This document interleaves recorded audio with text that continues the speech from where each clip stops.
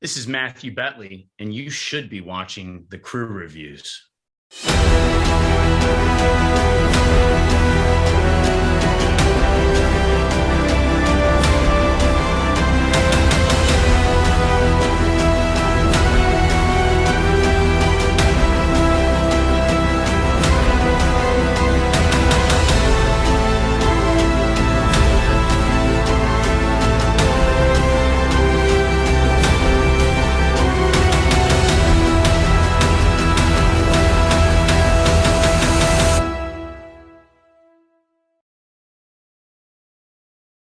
All right. Chris, Sean, look who's here on the show today, Mr. Matthew Betley, and the book, The Neighborhood. How are you, good sir? Woo. I am doing fantastic, gentlemen. How are you? Cheers. Good. Welcome, man. Glad to have you here today. Thanks. I know it's been a long time coming. I feel like we've been dancing around this for a few years now. That's right. We actually have, yeah. And timing is everything. Well, we're thrilled to have you on, obviously. So why don't, for our viewers, why don't you give them, a little overview of what this latest novel of yours is, The Neighborhood. There it is. Well, so everyone knows me for the Logan West universe, right? You know, you can see the posters up there on the wall. Yeah. But what I wanted to do, I basically got to a point in my career after the first 4 books that I wanted to bring in new readers. So to do that, I had to come up with a standalone story.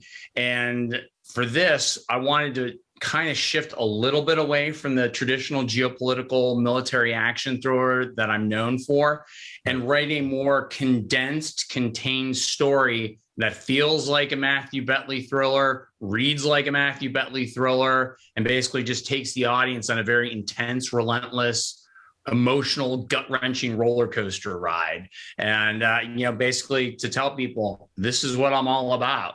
Yep. And that you did. And we're going to get into it here. So you went from international locales for the Logan West series to this intimate confine of a single affluent neighborhood and what people like to think is a usually safe American environment.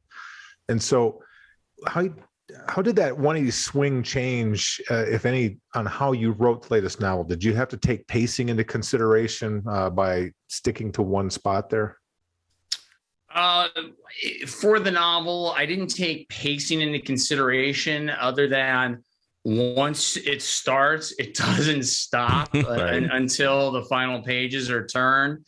Including the flashback sequence that takes place in Malta. Right. I've actually been to where I wrote in the book, which is why, when I was in the Marine Corps, we stopped and had Liberty in Malta, which is why I chose that location for the flashback.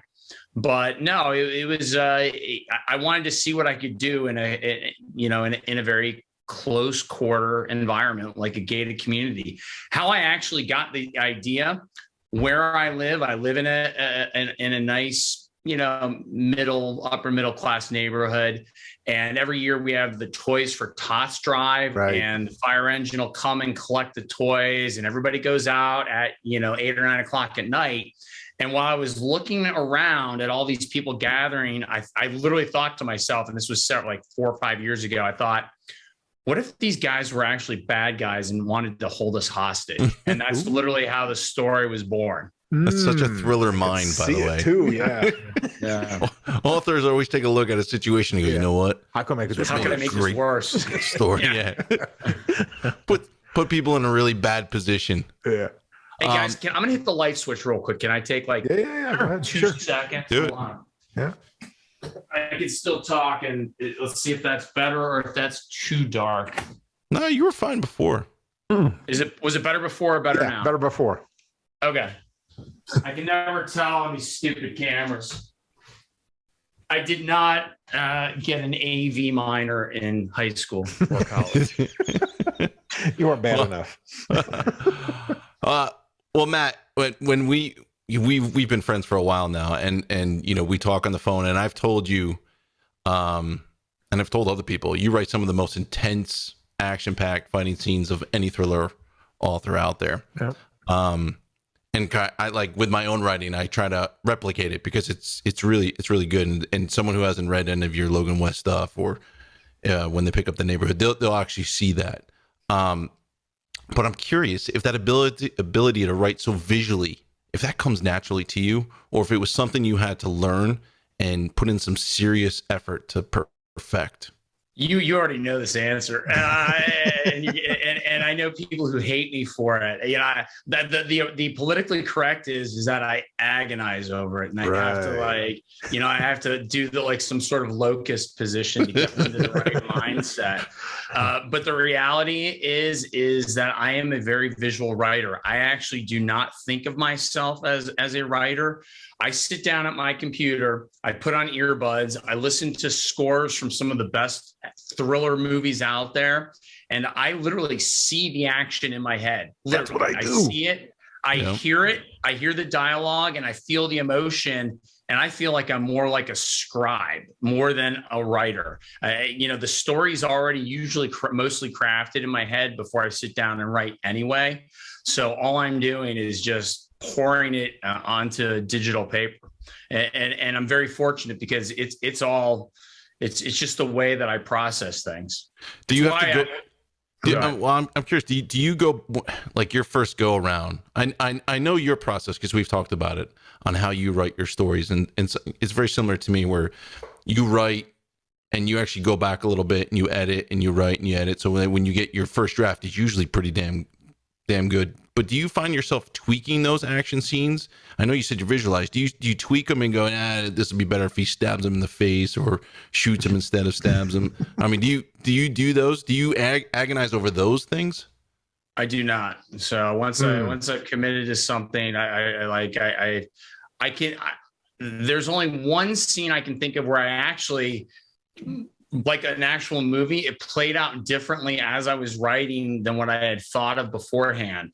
And it's from Oath of Honor, when they're already in the prison in Sudan, and Logan and Cole have been captured and they're being escorted.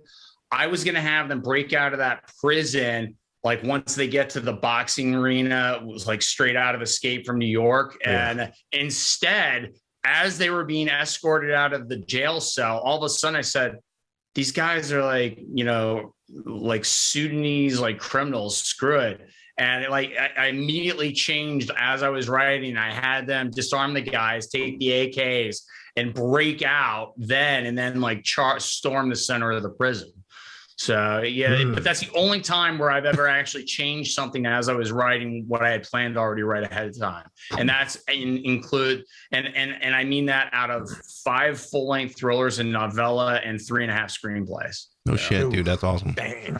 Well, quick riff on that. Do you ever you're not even writing a book, you're doing something else. Do you ever come up with this set piece or action sequence in your head and you're like, oh hell, I got to write that down because I don't know where it's going to go, but I'm going to do this in a book. Does that ever occur? So I don't write things down. In fact, Overwatch, I wrote everything out of my head. I have a 15-note, 1-page out. I wrote 15 notes for Overwatch. I think some of my books, I haven't even like written anything down. Screw you. That's ridiculous. It's true. I can show you. I have the, look at this.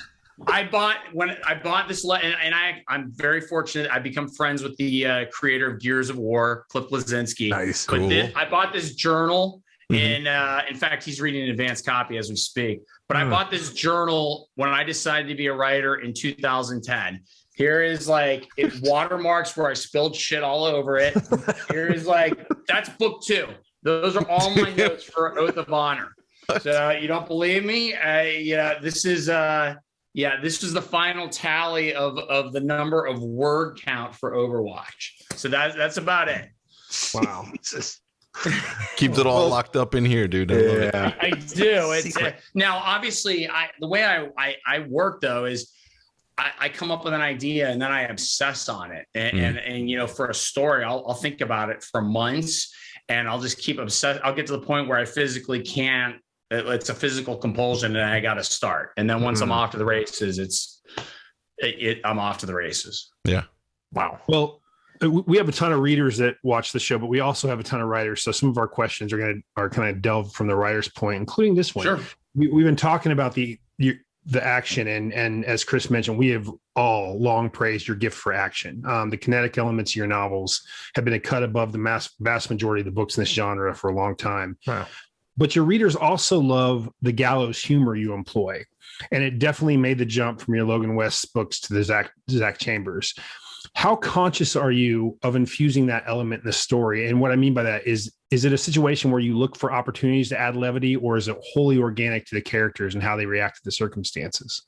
Both. Both. In that I'm a very, as Chris knows, I'm a very sarcastic person. You know, people ask, well, how did you come up with Logan West and John Quick? And no kidding, the absolute truth is I took my personality and I cut it in half. And the real serious side that people never see is Logan West, and most people just see John Quick on a daily basis, especially if you're on Twitter.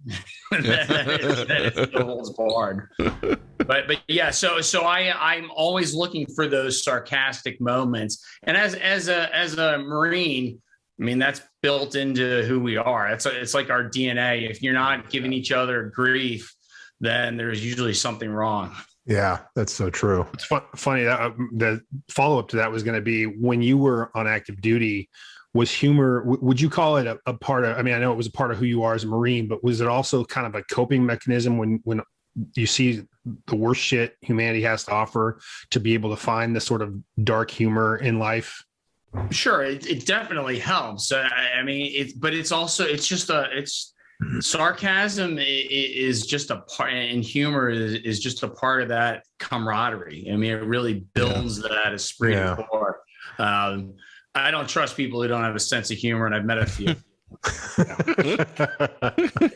I usually offend them and then don't feel bad about it. Yeah. How did you find transitioning to this sixth novel from the Logan West protagonist to the news story in the neighborhood? Was there like a liberating sensation that you could create a whole new set of characters and storyline, or did you kind of miss the comfort of having an established cast and crew? I didn't really agonize over it, in that I knew what I'm very methodical in my thinking. I knew what I had to do, and I just sat down and did it. I mean, really, I came up with the characters, the setting, and I just went to work. The Logan West stuff, I mean, obviously it's near and dear to my heart, and I can always go back to it.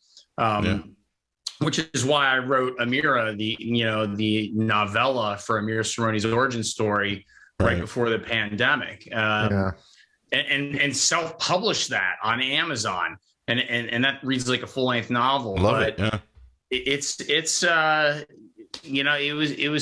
was for me. I had to take this next step.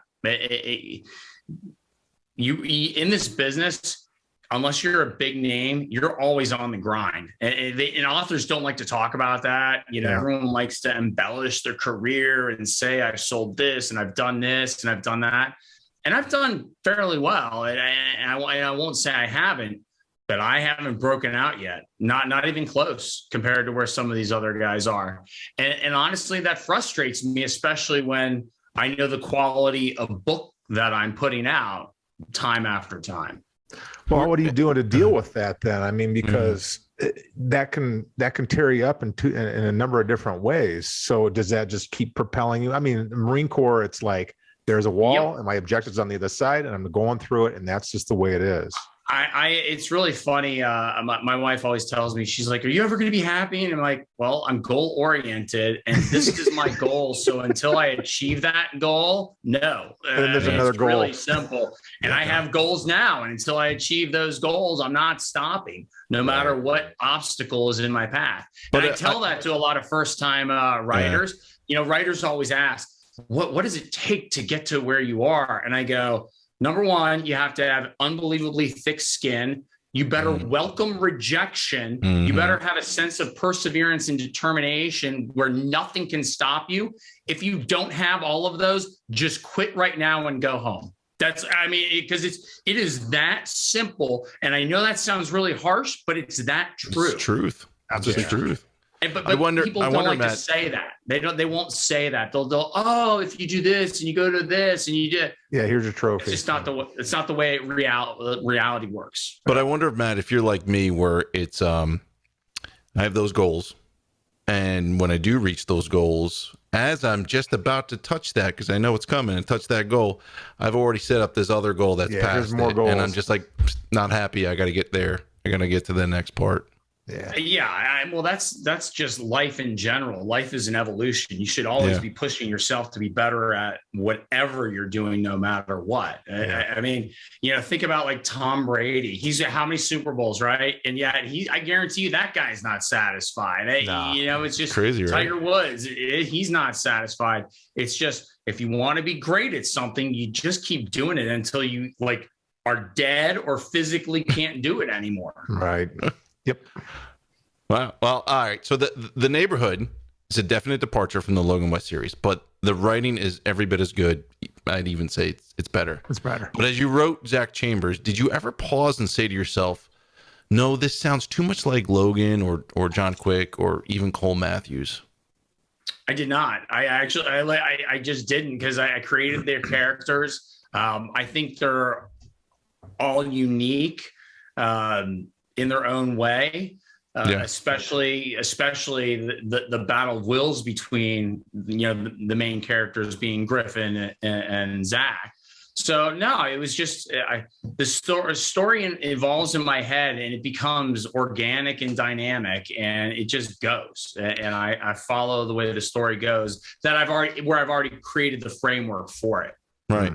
There I don't know who we were talking to. Was it Lee Goldberg, where he mentioned something where you could tell an author had taken a story and just, it's the same character, but just swapped out the name. And some writers actually have a hard time with that. And as Sean said, we have writers or aspiring writers, even established writers who watch the show. And I'm wondering if you have any advice that you give those writers to make sure that they aren't writing the same character, but with a different name in a different story. Well, obviously, so many things go into a character. You've got physical description, you have, characteristics, you have emotional attributes. The goal is every one of my characters, I've tried to give them a different background, even though like maybe it's a different branch of the service. Mm-hmm. I've given them a different history. There are certain things that sometimes are similar. Like they're always going to be a good looking dude. You're going to have somebody who has a certain set of skills. But at the same time, all of that aside, the number one thing that I try to do, while I'm known for the action, I actually pride myself on the development of my characters and the dialogue, as well as those emotional moments that I inject into every one of my stories that is sometimes just gut-wrenching. To me, that's really what sets a good thriller apart from the rest. I've read some of these thrillers where it just feels kind of monotonous, even though these are New York Times best-selling authors.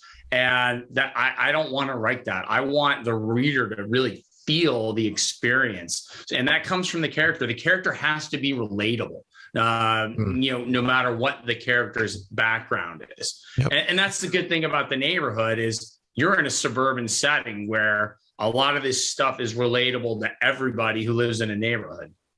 Yeah. I know it did to me. the whole thing was my neighborhood. Yeah.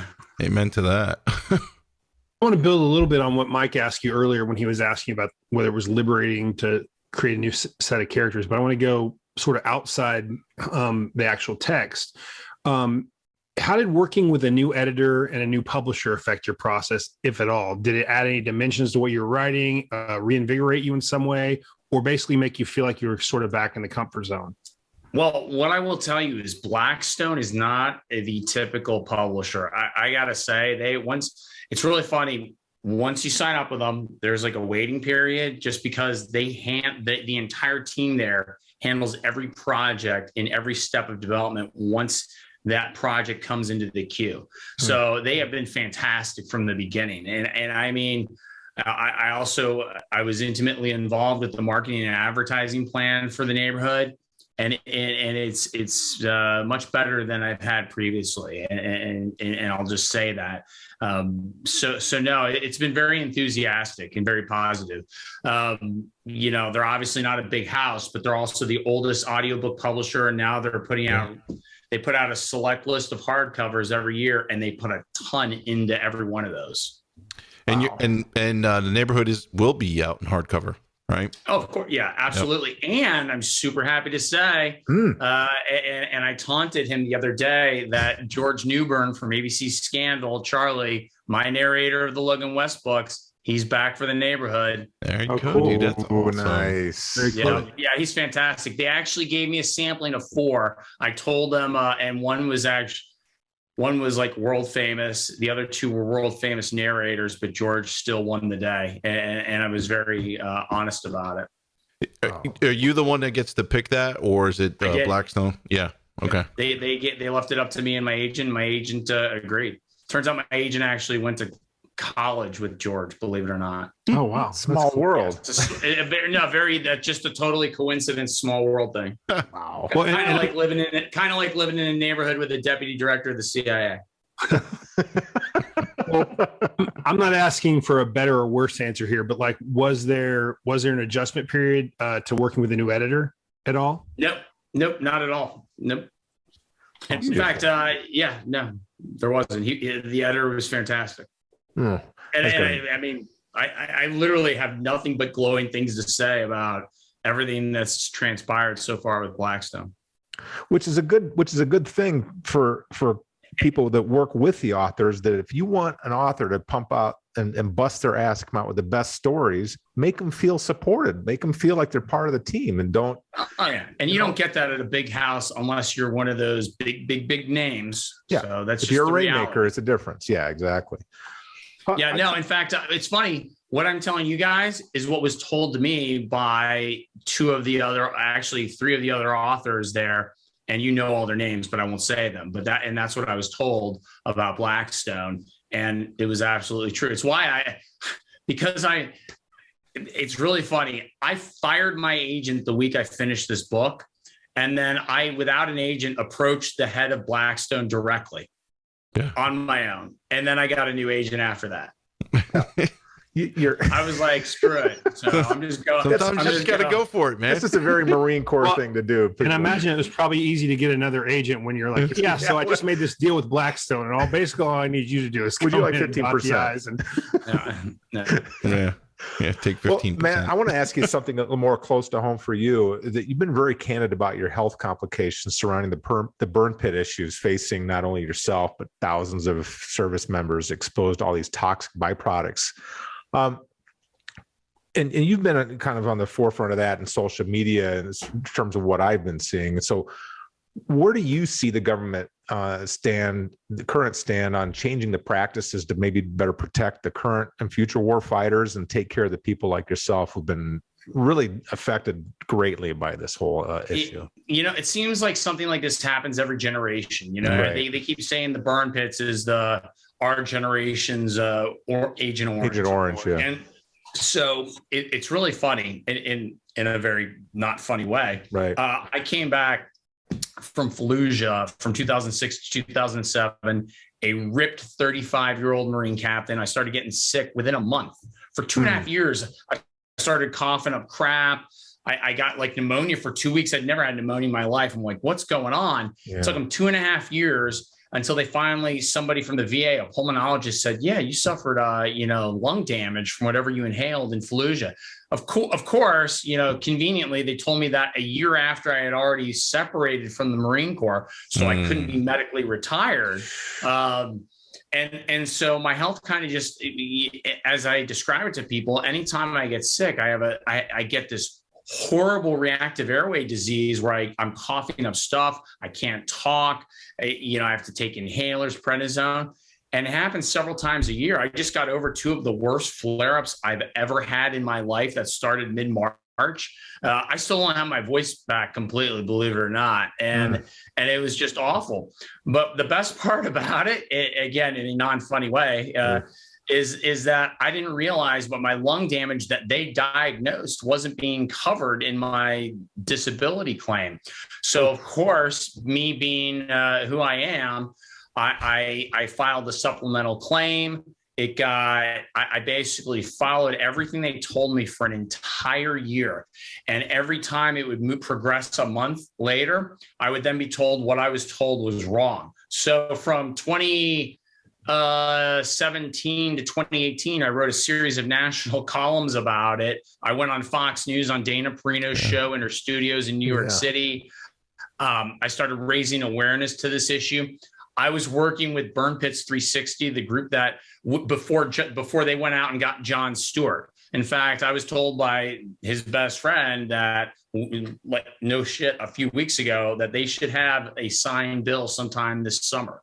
So I continue to talk about it. It's now got all the visibility you can imagine, but because it was personal to me, I made it one of my causes because I have this platform.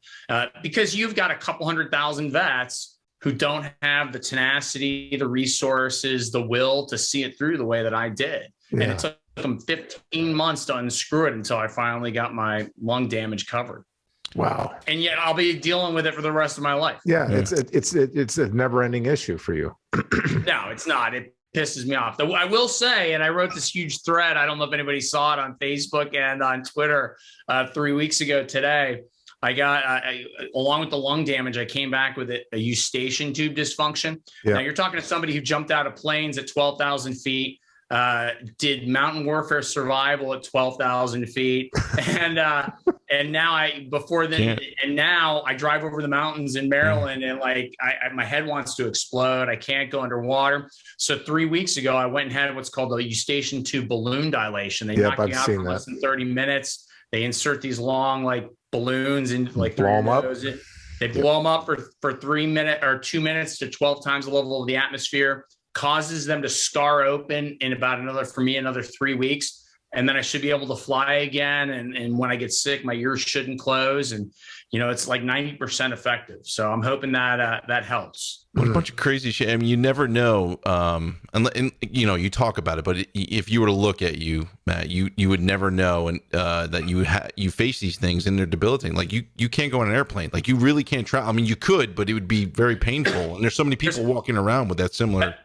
No one else will ever tell you a story like you're about to get it. In 2016, I went on, I flew with a head cold. I had to go to the poison pen because Barb had already sold 100 books. I had to sign them of Overwatch.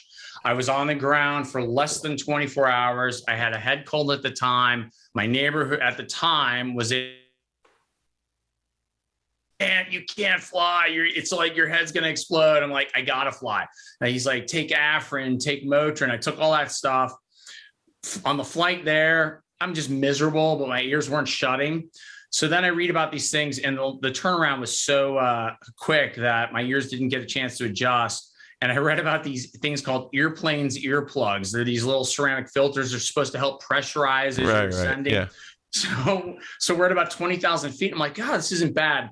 All of a sudden, I get hit with violent vertigo. The plane starts spinning on me. God. My head slams against the thing. I turn white. Turns out the woman to my right is from Iran. She starts screaming on an airplane in Persian Farsi. Flight attendants rush over thinking there's like a terrorist attack for real. And I'm just like, they're like, oh my God, are you dying? And I remember, I'm like, no, I just got hit with vertigo. They're like, do we need to divert? I'm like, no, the vertigo went away after about a minute and I was horribly nauseous for the rest of the flight. And then when we landed, my ears shut for 3 days. That was the last time I went on a plane. That was oh my God. That's awful. It was like the worst. I know fighter pilots who have had it. Like I can't imagine being in a fighter jet and getting hit with it, but it was horrible. So this shit, it was great. So, and then she and I chatted on with Google Translate the rest of the flight. The Iranian lady. From Iran. It was good. Did you sell a book? I don't know. I didn't tell her that my first book was about trying to start a war with her homeland. No. Wasn't it? Yeah. All right. So pivoting back to the neighborhood, as I read it, I couldn't help but think, or rethink how I would protect my family and home from a well-armed and coordinated attack. I'm sure you did the same as you wrote and edited the manuscript. Now, I know it's a work of fiction, but did you also reevaluate your home defenses after you finished writing the story? I'm always, I always joke, like, mine's the last home you want to come into if you want to get out. It's like, I always just think, I thought about the like what would happen, and then I came up with a scenario where I could play it out. That's really what I did. Are there guns stashed in strategic points at the Betley home? There might be. Yeah. Come on over and find out. Are there any claymores? Yeah. Claymores. and there are other neighbors in this community who might be like-minded and might have similar training or even more advanced training than I am. Yeah, bad spot. No doubt. UPS doesn't like going there anymore. Yeah. Right. Well, thematically, the neighborhood is multi-layered with lessons about relationships, be it father-son, brother-brother, even first love. There's also a do you really know your neighbor theme, obviously. But my biggest takeaway personally had to do with the illusion of security. You and Chris touched on your personal physical security at your house, but I want to discuss kind of a more universal existential manner. You have relevant experience here. Some you can talk about, some you can't. But I'm curious if even for someone with the worldview you had going in, sort of the realistic worldview you had going in, if the past several years have eroded whatever sense of security you have.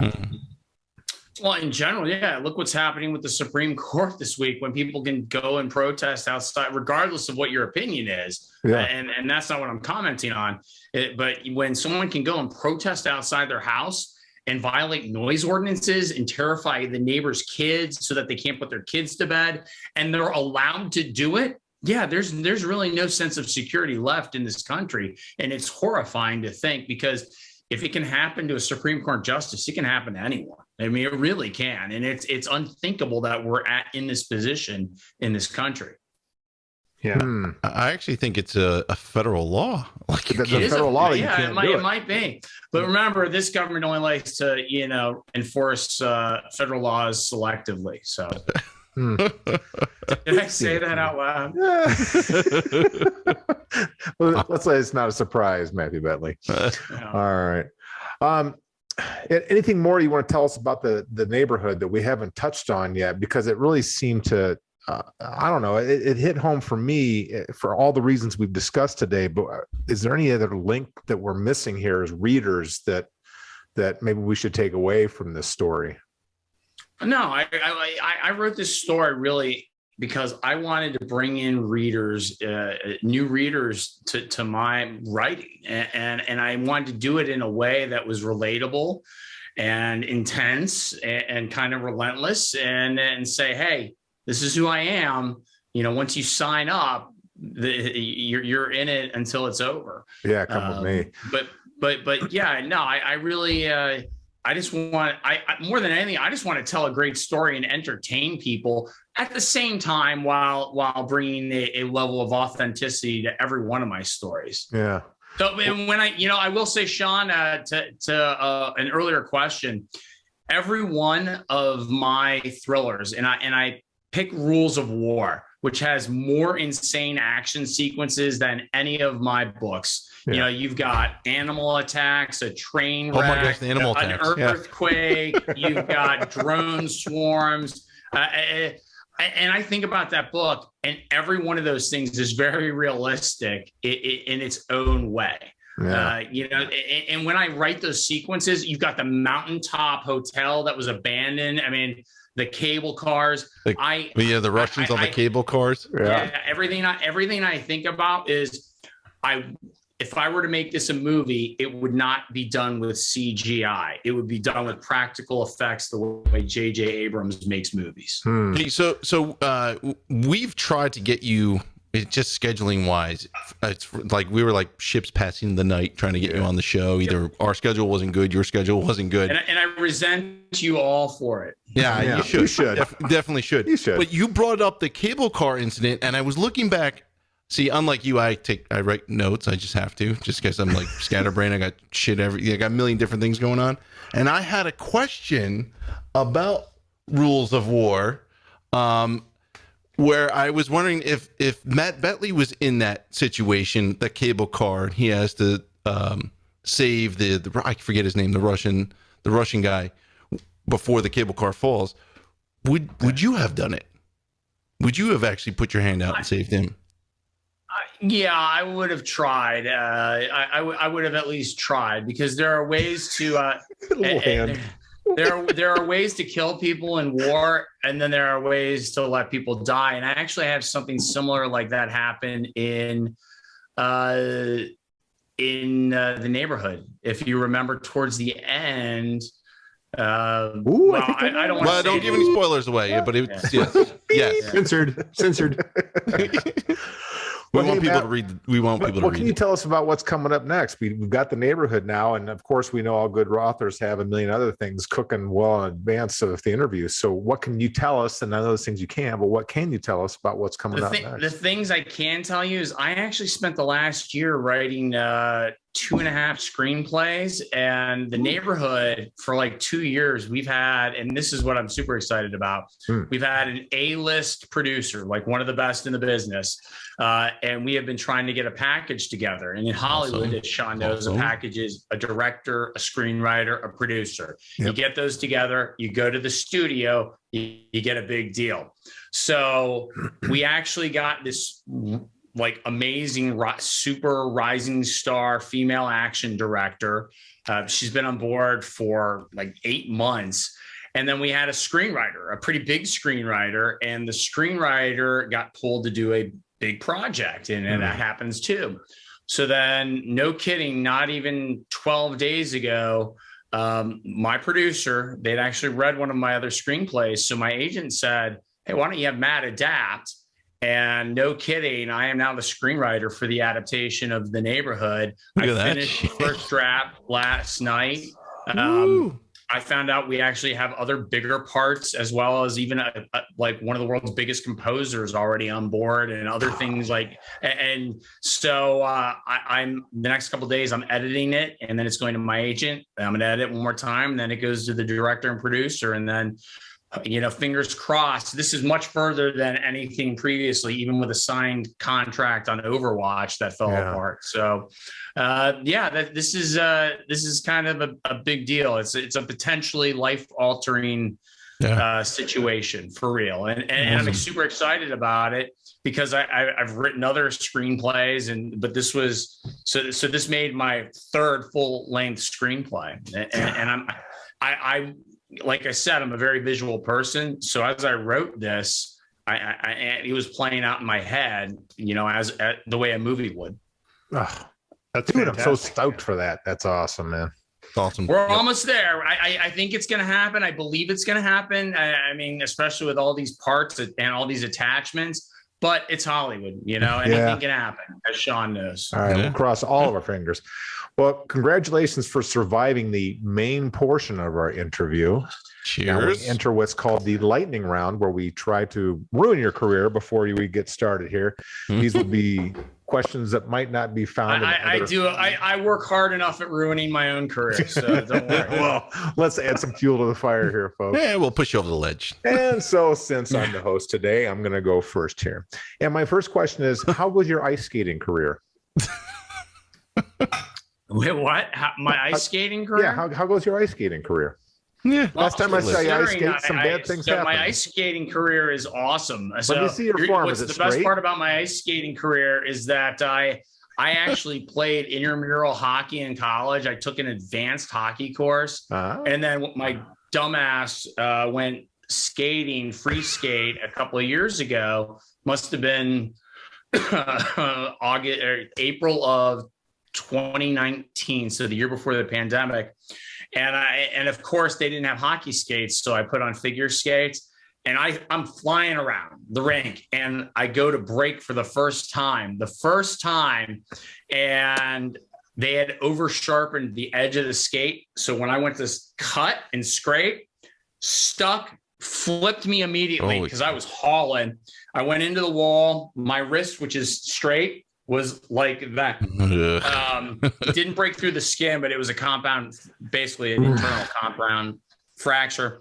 And I was like totally cool about it, but it was painful. And so I ended up having a plate and 9 screws. It's hard to see the scar. It healed really well. Not bad. Yeah. Looks pretty good. No. Done a bunch of those, baby. So, I mean, hey, I'm always looking, maybe I'll compete in women's figure skating in the next Olympics. You could. Just have to identify. I can do it. Hey, it is all fair game. What would your name be? Maybe I'll ask Leah Thomas for some tips.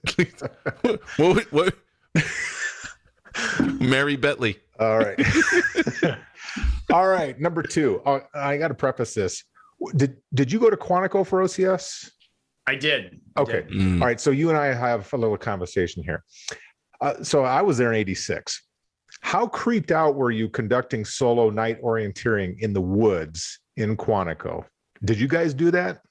Oh, absolutely. Okay. Not solo, but I mean, I've done multiple night exercises because of all the courses. So I went through OCS in the fall of 99. Okay. Then I went 6 months of the basic school. Then I went to 3 weeks of the Scout Sniper Platoon Commander School, and then 10 weeks of the infantry officer course, all back to back to back. So basically a full year.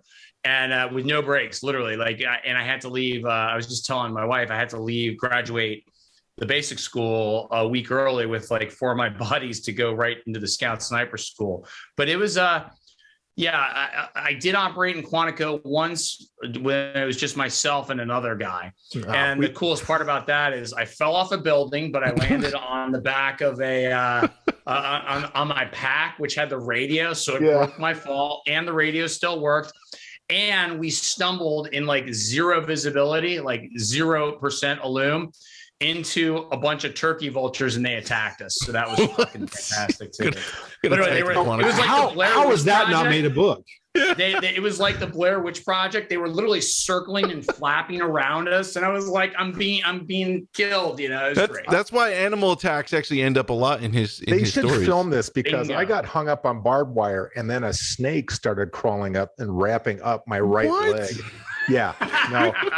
I'm awesome. To this day, it's my number one fear is when I go outside to like get my dog or something, the snake's going to start coiling up my damn leg. See, I had a black snake crawl between my boots, but that didn't bother me. And we were shooting tanks with AT4s, and I looked up, like literally a foot from my face was a family of black widows. I have pictures of it too. Oh, no thanks. Do that, dude. Yeah. No. See, that would bother me. The snake wouldn't bother me. The black widows. Yeah. All right. Number 3. What's more fun, seeing the Yankees win or the Red Sox lose? Yankees win always. I'm not a hater on the Red Sox ever. Oh, really? I actually root for them. You're one of 3. But I'm all about my Yankees and have been forever. So okay. I like to see. I just don't hate on the Red Sox. So. I never have. I'll do enough hating for you. Don't worry. Yeah, got it covered. It is crazy though. Like the amount, like people get really upset about it. Yeah, they do. But I do like going to watching the Yankees. But never mind. I won't talk about me. Doesn't matter. All right. So here are my questions. So you include a lot of music in your stories. You love music. So if you had to select one song, to represent the 1980s, what song would it be? A song to represent the 1980s? One song, yep. Oh my gosh. I don't even know if I can think of. In the Air of the Night, Phil Collins from the Miami Vice episode. That's a good one. Yeah. I like it. I mean, that is iconic. I'm wearing a Journey shirt because of you, because I think of 80s music. So Nice. Yeah. It was so funny. We were talking, it was a while back, and we were talking about Christopher Cross. I was talking about sailing, and you're like, oh my gosh, dude, that's in my story. I'm like, what? And then I read it, and it was in. I was like, next, yeah. Fucking hilarious.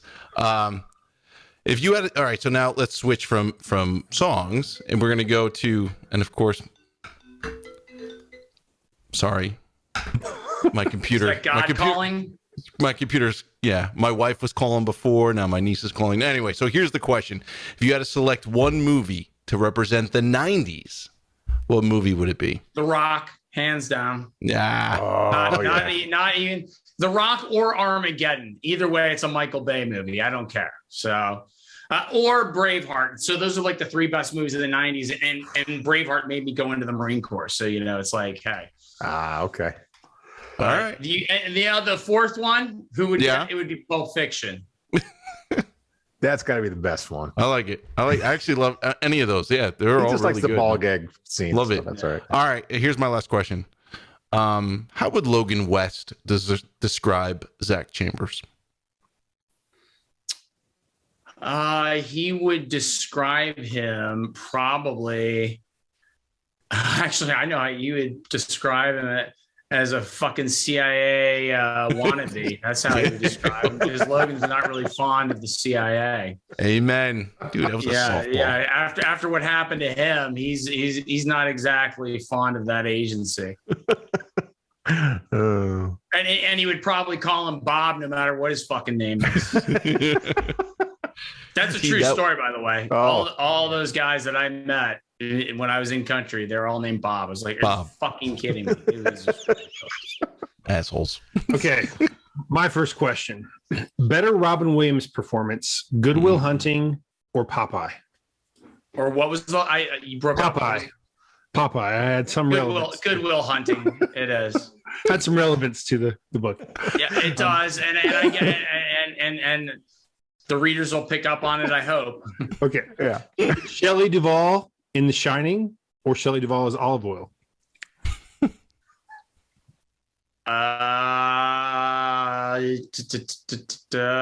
Probably Shelley Duvall as Olive Oil. You are correct. She is just, I cannot stand her character in The Shining. Yeah, I can't either. Oh my God. I was kind of rooting for her death. Come on, Nicholson. Okay, my next question. Will Joe Burrow win a Super Bowl in Cincinnati? Yes, absolutely. I believe that wholeheartedly. We'll see what the offensive line does if they keep him healthy. I mean, think about what they did with what they had this year. Mm-hmm. So I'm still, that was a tough loss. I always feel bad for you when they do lose, though. And my last question. I mean, you should have felt bad for me for the entire 90s and 2000s. Yeah, how you stuck it out is beyond me. So my last question sounds subjective, but it's really not. You are a graduate of the Miami of Ohio, which is a fantastic university. Who is the greatest football coach to come through Miami of Ohio? I have absolutely no idea. It's called the Cradle of Coaches, and some people would say Bo Schembechler, and they'd be way wrong. Some people might say Paul Brown. No, let's just. Some people might say Paul Brown, and they'd be closer. But the answer is Eric Parsegian. So, on that note, yeah. So, I did meet Wally Zerbiak at a party when I was a senior, and he was a freshman. Oh, that's cool. And Roethlisberger was way too much younger from when I graduated. He wasn't even there yet. Oof. But by the way, we're gonna edit that. Sean answered it, but we're going to edit that answer right after Bo Schembechler. No. Definitely not. I believe he was actually a Delt too. I believe I think he was a Delt. I remember that because they have like a room named after him, I think, in their fraternity house. Miami's a big Creek campus. Well, there's a number of reasons how you get your name put on a specific room in a frat house. So we'll just leave it at that. Yeah. All right. Well, congratulations, Matthew. Yes. We'd love to have you on. It was good to see you, brother. Likewise, guys. I really appreciate it. And like I said, I just hope everybody enjoys it. Anybody who likes action, this is the book. This is a fantastic book. You got to get this, folks. It's just balls to the wall. And that's exactly how he writes it. That's how he wants it. That's how we want to read it. So make sure you guys go out and get this copy, folks. You're going to love it. Cheers.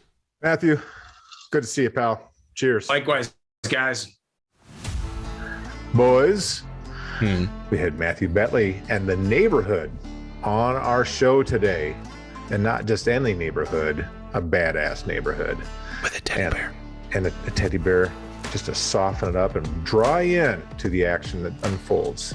Hell of a book, man. This thing torched it from beginning to end. A lot of action, typical Matt Betley style writing. So definitely get out there. And folks, you bring on the boys. Matt Betley. Great book. My only regret from the interview is that we didn't make him come in, change his sweater, and change his shoes, and say, "Welcome to the neighborhood." That's right. Would have been a great intro. Would have been a brilliant intro. Here's mud in your eye, you boys.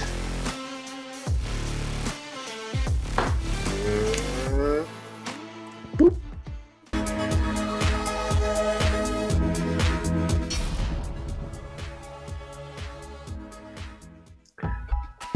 All right. This is the outro from Matthew Betley and the neighborhood. And it's my turn, you jackwagons. Here we go. Who's a jackwagon? 3, 2, and meow.